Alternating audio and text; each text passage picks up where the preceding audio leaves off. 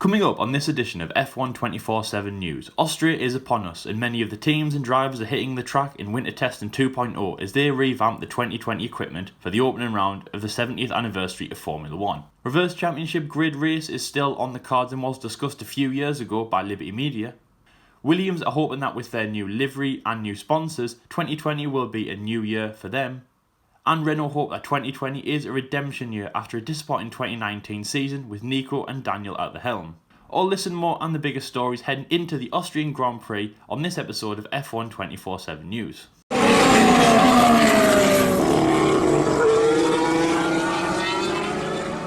The last on-track action we saw in 2020 was the 8 days of winter testing at the Circuit de Catalunya, Barcelona, all the way back in February in Spain. Teams and cars, of course, trying to revamp their new 2020 equipment, and it was a successful 8 days. The biggest system to be remembered from the winter testing was, of course, the DAS system ran by Mercedes to change the camber of the front wheels. But it wasn't just them that were making strides. Other teams such as Red Bull Racing and Alfa Romeo and even Williams were stepping out of their comfort zone and really stepping up the vibe, thinking that we were going to have a good race in Australia. Some teams such as Ferrari weren't doing as well, and of course the normal sandbagging was chucked around. Again, as I've just said there, teams were hoping that around 15 days' time we were going to be heading into the Albert Park circuit for the autumn race, the Australian Grand Prix, the 25th anniversary at Albert Park, and a good start to the 2020 Formula 1 season. Of course, that didn't happen. We had to wait another winter break and a half until Austria. This isn't the Austrian Grand Prix preview, that will be tomorrow, so we're not going to go into any detail about that. But of course, there has been a lot of hype, a lot of talk, and we're all excited for the weekend. The biggest talk has been the drivers, of course, getting back onto the track. Now, a lot of talk has been coming out that it has been a very strange period, of course, waiting with drivers and teams sticking around in their houses, not being able to go to the factories, and of course some of the restrictions being lifted as time goes on. Driver fitness is the key thing that they need to hold on to, but of course with the drivers being stuck all around the world in different houses away from trains and things like that, also along with the team mechanics and team personnel, of course, being in different parts of the world, inside, not being able to go to the factory, it has been a very hard situation. And of course with the cars and the equipment sitting at the factory with no one using them. Of course, been a very, very long time since February. But as I just said there, a lot of the teams and cars have been hitting the track in testing, filming days, PR stunts, and some big on-track action in their 2020 cars. Now, we've gone into detail that some drivers have been driving some of their old either a few years ago Formula 1 cars, Formula 2 or Formula 3 cars, such as Lando Norris, who tested the Formula 2 car of his old Formula 2 team a few weeks ago at the Silverstone circuit, but they have all been finally in their 2020 cars. Red Bull Racing have been doing some tests at Silverstone and just recently now at the Red Bull Ring, of course, their sort of home race, and of course the opening round for this weekend on Sunday. Mercedes have been testing in Silverstone, Renault have been testing in Austria, and the list goes on and on. Big one, of course, is Ferrari have been testing at their test track at Fiorina, and also Mugello, which also might be on the 2020 Formula 1 calendar ahead of the season. This is great to see. It's good to see the cars, of course, hitting the track, and it's good to see the drivers.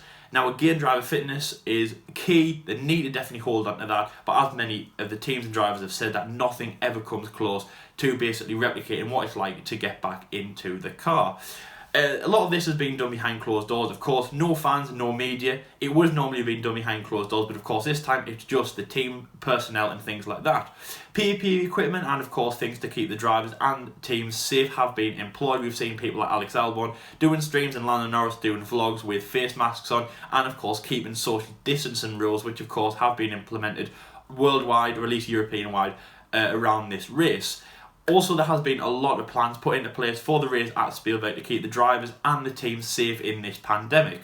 Basically keeping the balance between keeping the performance and keeping the normal team unison and the normal team Formula 1 operations level with, of course, keeping the drivers and the teams and the equipment safe. The equipment, of course, isn't subject to COVID like humans are, but of course it is about keeping it safe for the Formula 1 teams in particular. It's going to be an incredibly strange weekend. Of course, the opening round, it is great to see Formula 1 back, but it is going to be very, very strange, keeping that driver physicality up, but it has been good to see the cars back on track. Red Bull Racing have done filming days such as Mercedes, Racing Point as well at Silverstone. It has been good to see the cars, of course, getting a lot of media presence. Even though there is no fans there, it is good for us to see. We are heading into Austria, as I've just said there. Tomorrow we have our Austrian Grand Prix preview, so hopefully you can stay tuned for that. If you don't want to stick around for that, leave, of course, your predictions and anything you'd like to say about Austria in the comment section below. And how excited are you to see the Formula 1 cars back? If you have seen any of the footage, of course, of things like Ferrari in Italy, the test at Silverstone, Hockenheim and Spielberg, let us know what you saw with the best and what do you think is the best car for this season. Who do you think will perform the best? And basically, was winter testing anything to go by? It was so long ago, winter testing, and even though we thought things like Ferrari might have been sandbagging, Mercedes might have been holding on to some of the 2019 things of holding back in winter testing, the DAS system, how good was everyone going to be, is kind of all out the window. We are starting afresh, and really winter testing 2.0, as we started this episode by, has just happened behind closed doors at different tracks all around Europe in the last few days, as the teams privately test behind closed doors with nobody there, not even the media, their 2020 cars ahead of Austria. But it is going to be great, and it is great to see some on-track action. But we'll wait until Friday FP1 to see the actual cars in action on the TV. One of the discussions was having a reverse championship race or a qualifying race for the Saturday, a lead into the Sunday for this season. As I just said there, it is a very quirky season. We don't know what's happening, but as David Croft has said on many times on Sky Sports F1, this is the opportunity we have to just play around and try different things in Formula 1 to change up the sport, to hopefully have a little bit more fun.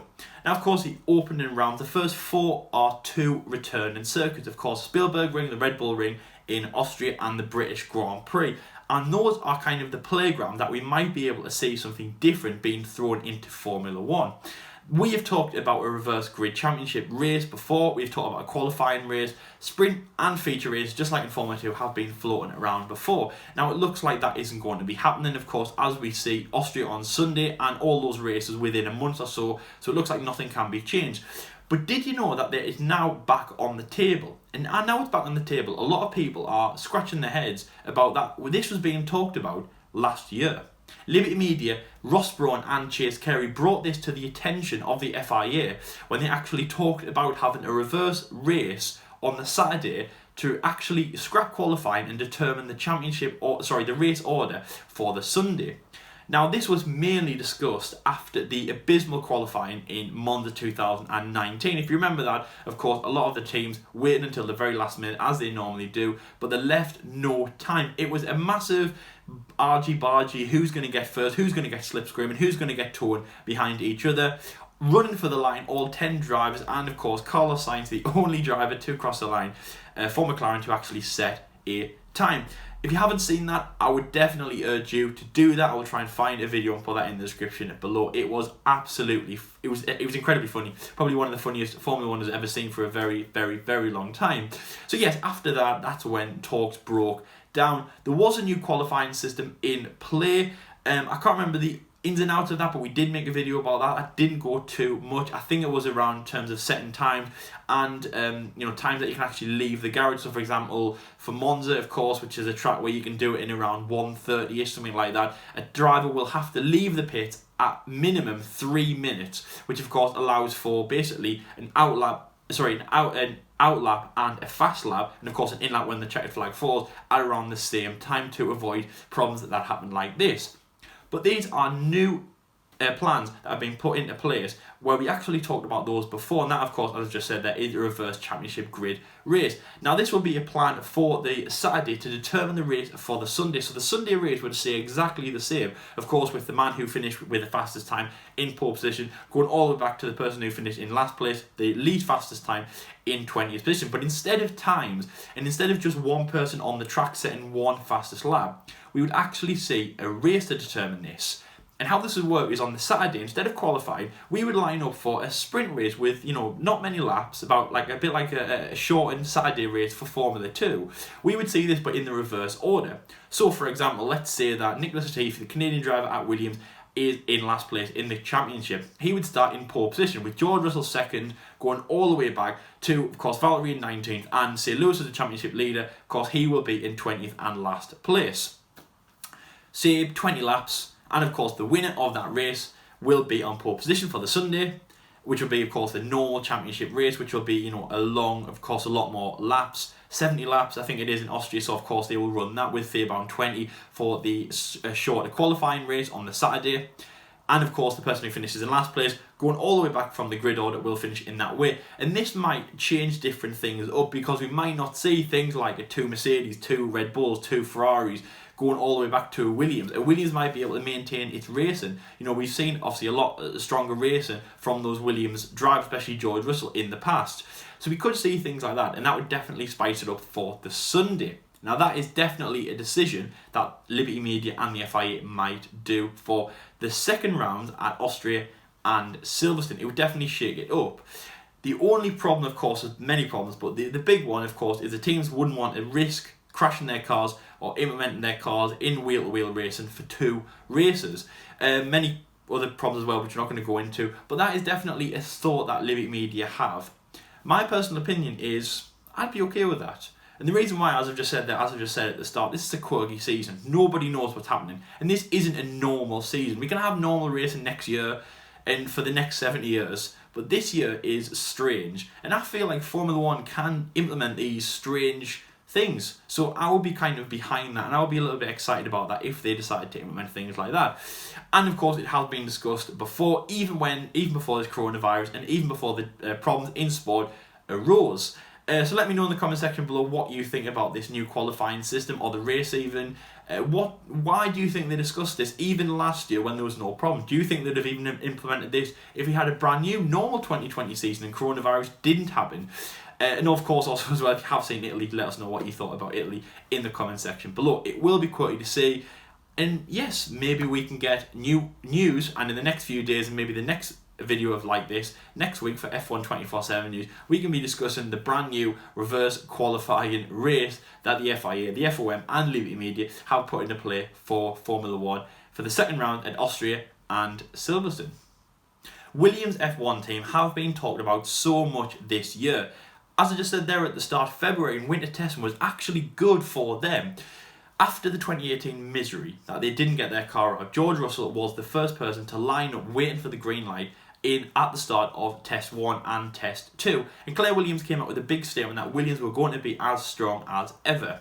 They had a new driver in Canadian driver Nicholas Latifi, who was promoted from Formula 2, and of course they retained ex-Formula 2 world champion and budding Mercedes Formula 1 driver George Russell for the 2020 season. They lined up with a red, blue and white toothpastey-like livery, of course, with their main sponsor, Rocket, which was brought on board last year. Now, of course, in the last few weeks, Rocket have parted with Williams, opening 2 big things, of course, losing a big sponsorship, but losing a lot of money. And unfortunately, the situation of Williams is they do need money. A lot of talk is around Nicholas Latifi, what his father can bring in from, of course, his Italian-Canadian business Lavazza and other enterprises such as that, what George Russell can bring on board, and of course what Williams need to stay afloat.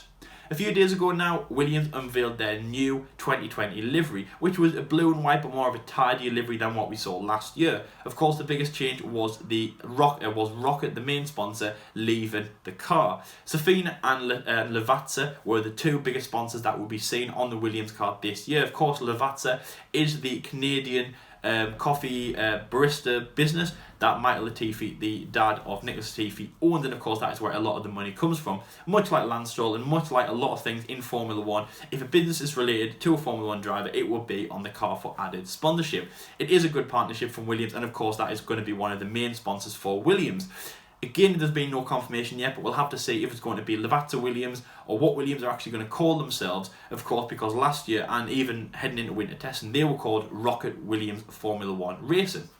Also as well, with Williams, there's been a lot of talk about them struggling with money. They lost around £13 million when Rocket vacated the team, and of course they definitely, unfortunately, need that money. But it has come out in the last week or so that Williams are secure and have 2020 and 2021 funds, so we will not be seeing Williams leaving Formula 1, and we'll be seeing them stay in for this season and next season, which is incredible news. Williams are one of the oldest teams and one of the most successful teams in Formula One, and we definitely need them to stay. Of course, for the future, it is uncertain what's going to happen to Williams. We do expect a lot of people wanting to buy the team, wanting to invest in the team and things like that. Of course, with their driver situations, if a driver moves on, such as Lance Stroll when he moved to Racing Point, of course, when his father purchased the team, we will be looking at Williams losing money, but hopefully if they can hold on to some drivers who will be paying and will be strong financially and supporting the team in that way for the Oxfordshire based team, it should be a successful partnership in Formula One long term, which of course is definitely what we need to see. We need to see Williams in Formula One, and we say Ferrari's Formula One's team, but really Williams are one of, if not the Formula One team long standing, obviously one of the most successful as well from Sir Frank Williams and based in the UK. Also, we do hope Williams can stay in, but as I've just said there, along with their partnerships with Safina, Lavazza and of course being funded for the next 2 years, we won't be seeing Williams leaving Formula One anytime soon. Leave in the comment section below what you think about Williams. Are you happy about this partnership? And what do you think will be the future of Williams? We do hope that they can stay in Formula One for a very long time. Again, like Ferrari, you just can't picture Formula One without Williams for the future. Now, the last story we're going to talk about today is Renault. 2018 was a successful year, and of course that led to the Honey Badger Daniel Ricciardo moving from Red Bull Racing to his former engine supplier to Renault, the French team, for the 2019 season. It did not work like that, and the best finish that Daniel Ricciardo had was a P4 at the Italian Grand Prix. Nico Hülkenberg, also his German teammate, who of course has been with in Formula One for a very long time, had struggled with that car. He got very close to being on the podium at the German Grand Prix, but of course a collision with the wall in those rainy conditions, of course, unfortunately halted that. Renault were not doing very well and finished in 5th place with 91 points and 54 points behind their customer team of McLaren, of course, a big competitor in the midfield battles to Renault, especially as I've just said there, after a very successful 2018 season. They were hoping for a very good season, but it hasn't worked very good for Renault, and a lot of things have been under the cusp and been worried about at Renault. They brought in the new driver Esteban Ocon, and since then there's been a lot of light being brought on Renault, thinking that they are going to have a very successful 2020 season.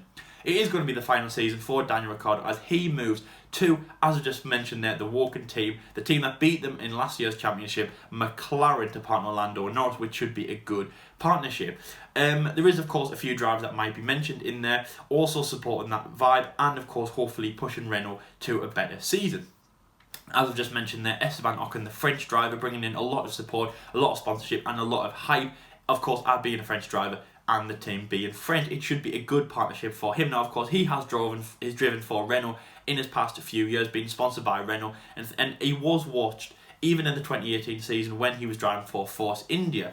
Of course, Mercedes did let him go at the end of last year after they decided to renew Valtteri Bottas for this season, but even though Renault were still watching him in his earlier days, it will be a good drive, and of course those two drivers will be in a good partnership. Now, Cyril Abiteboul, the team principal of Renault Sport, believes that they will have a very strong 2020 season, and they will definitely get on the podium. A lot of midfield teams are battling for the podium, and he believes that Renault can definitely do that. They will be keeping the black livery at time of recording. They haven't confirmed any other change, but it looks like they'll be keeping the black livery for the 2020 season. It will be a good performance. It was good in winter testing, and it should be a good one from Renault if they can keep and maintain what they showed in winter testing. It was a good performance by Daniel Ricciardo and Esteban Ocon in those 8 days. Also, the Formula 2 Renault Junior Programme, which has got two standout drivers in Wang Yu Zhou and Christian Lundgaard, of course two drivers that we have spoken about before, pushing into Formula 1, will definitely be behind Renault Formula 1 team to succeed this year. Now, of course, those two will both be doing tests in the simulator, and Cyril has hinted that those two drivers will be actually taking the car in FP1 and FP2 Friday sessions, of course, which happens normally for a driver who might be in for the next season, such as Nicholas Latifi, of course, driving in Canada FP1, still in Formula 2, of course, now in Formula 1. So we have seen that before. If those two drivers can push the team for those sessions, it will be good, and it will show that they might be driving for the team next year. But definitely the Formula 2 team will help the Formula 1 team if they are fierce, and of course they expect to have a very successful Formula 2 season. It could definitely push the Renault Formula 1 team for this season. Daniel Ricciardo has said that they are teammates, but he's definitely looking for a big challenge from Esteban Ocon. He said that he definitely wants to beat him and he wants to move into the McLaren days as stronger as ever. Now, of course, Daniel Ricciardo has been mentioned a lot of times about should he have moved from Red Bull, should he have moved to Renault, and of course, why he's moved to McLaren. It does look like a good move, but he still has things to do at Renault. A podium is definitely in sight for Daniel Ricciardo, definitely in sight for Esteban Ocon, the man who Cyril and a lot of people at Renault have put a lot of faith in, and of course will be the long-term leader after Daniel Ricciardo leaves next year to go to McLaren. And of course, Renault should have a good season. Those two drivers I've just mentioned there, hopefully will be promoted to replace Daniel Ricciardo when he moves there. But first things first, we have to get on the podium and Renault have to have a good season. So that is the end of F1 24/7 news. Thank you very much for watching. Austria is on Sunday, as I just mentioned. It's incredibly exciting. It really, really is.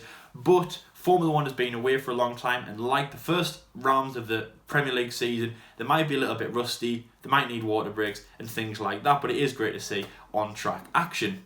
Let us know in the comment section below everything I've said in this episode. What do you think about all the statements, all the big stories heading into Austria? I've tried to make them all about Austria, and of course heading into the 2020 season, the 70th year anniversary, and what is the most strange season that we've ever had in F1. What a landmark. I think we'll look back at this when we get to 80 years old and we'll look back and we'll think, wow, what a season. But there we go. Hopefully it will work out for the best. Thank you very much for watching. Of course, we have a lot more content coming your way throughout. If you follow us on Twitter, you'll have seen our race day program. But please go over there and follow us on Twitter if you haven't already. We put all of our schedules on there. If you do like what you see around here, please like and subscribe. So much more content. We do around 5 videos every race week, and of course that will be staying there until the curtain falls, wherever it falls, possibly Abu Dhabi, possibly in Europe, we don't know. Thank you very much for watching. We hope that you enjoy all of our content, and until next time guys, we'll see you later.